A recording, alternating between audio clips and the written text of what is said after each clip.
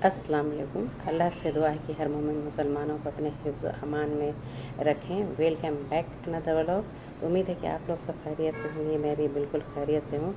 और जितने भी हमारे न्यू आते हैं हमारे चैनल पर, उन सब से गुजारिश है कि लाइक शेयर कमेंट सब्सक्राइब करके जाएं और सपोर्ट करें और हमारे साथ बने रहें।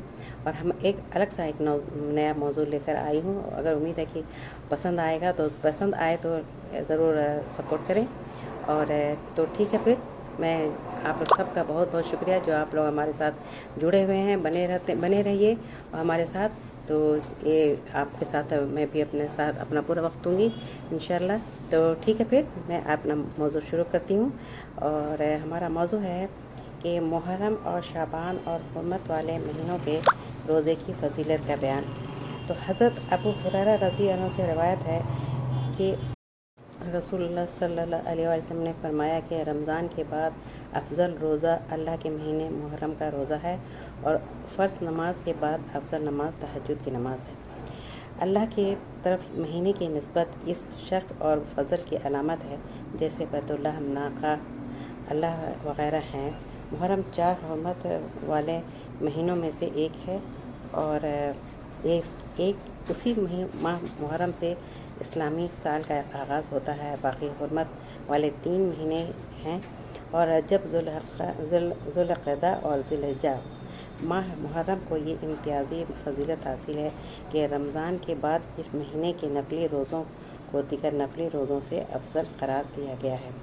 हज़रत आयशा रज़ी अल्लाह बयान फरमाती हैं कि नबी सल्लल्लाहु अलैहि वसल्लम किसी महीने में शाबान से ज़्यादा नफली रोज़े नहीं रखते थे। बिलाशुबा आप शाबान का पूरा महीना रोज़ा रखते थे और एक रवायत में है कि आप सिवाय चंद दिनों के शाबान के बाकी रोज़ा रखते थे। और एक हदीस में नबी सल्लल्लाहु अलैहि वसल्लम के शाबान में ज़्यादा रोज़ा रखने की वजह ये बयान हुई है कि उस महीने में अमाल रब्बुल आलमीन बारगाह में पेश किए जाते हैं। तो आपने इस बात को पसंद फरमाया कि जब आपके अमाल बारगाह इलाही में पेश हों तो आप रोज़ा की हालत में हों। और ताहम मुसलमानों के लिए हुक्म यही है कि निस्फ़ अव्वल में तो वो नफली रोज़े रख सकते हैं, लेकिन शाबान के निस्फ़ सानी में उन्हें रोज़ा रखने से रोक दिया गया है। उनकी क़ुव्वत और तवानाई रमज़ान के फ़र्ज़ रोज़ों के लिए बरकरार रहनी चाहिए। नबी सल्लल्लाहु अलैहि वसल्लम को रूहानी क़ुव्वत ज़्यादा हासिल थी, इस वजह से रोज़ा आपके लिए कमज़ोरी का बास नहीं होता था। इसीलिए आप सोम साल मुसल्सल बग़ैर अफ्तार किए रोज़ा रखने का भी एहतमाम कर लेते थे। लेकिन अपनी उम्मत को आपने सोम वसाल से मना फरमाया। हज़रत मजीबा हालिया अपने अब्बा या अपने चाचा से रवायत करती हैं कि रसूलुल्लाह सल्लल्लाहु अलैहि वसल्लम की खिदमत में हाजिर हुए और फिर चले गए। फिर 1 साल बाद आपके पास आए, जबकि उनकी हालत वहियत बदल चुकी थी। तो उन्होंने कहा, रसूलुल्लाह सल्लल्लाहु अलैहि वसल्लम, क्या आप मुझे पहचानते हैं? आप सल्लल्लाहु अलैहि वसल्लम ने पूछा, तुम कौन हो?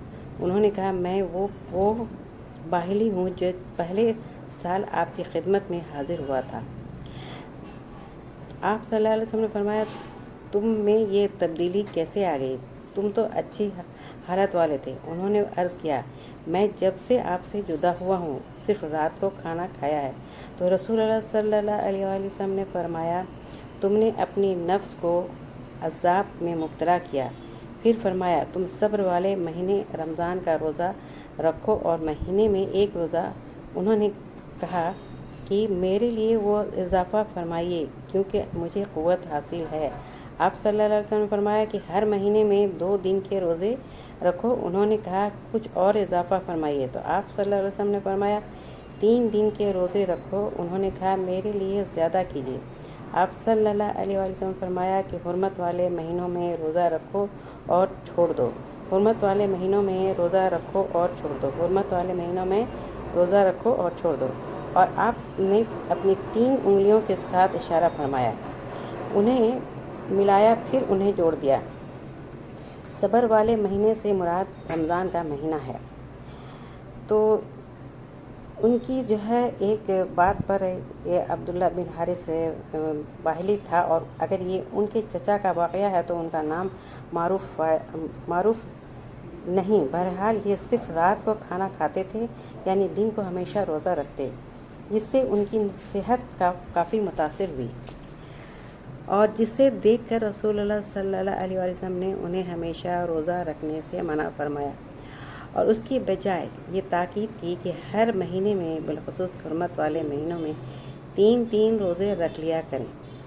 ہر مہینے 3 روزہ رکھ کر چھوڑ دیں تو یہ 3 روزہ کا ثواب بھی ہے، 10 گنا کے اعتبار سے 30 دنوں کے برابر ہے۔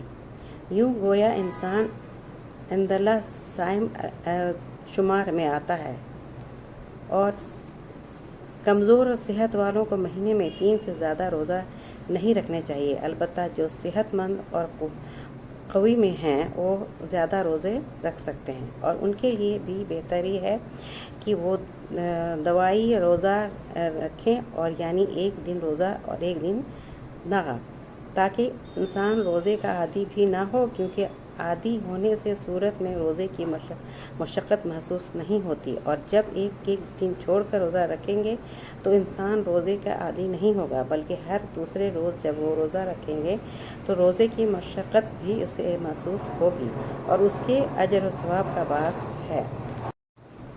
حضرت ابن عباس رضی اللہ عنہ سے روایت ہے کہ رسول اللہ صلی اللہ علیہ وسلم نے فرمایا کہ ذی الحجہ کی ابتدائی 10 دنوں کے مقابلے میں دوسرے کوئی ایام ایسے نہیں جن میں نیک عمل اللہ کو ان دنوں سے زیادہ محبوب ہے۔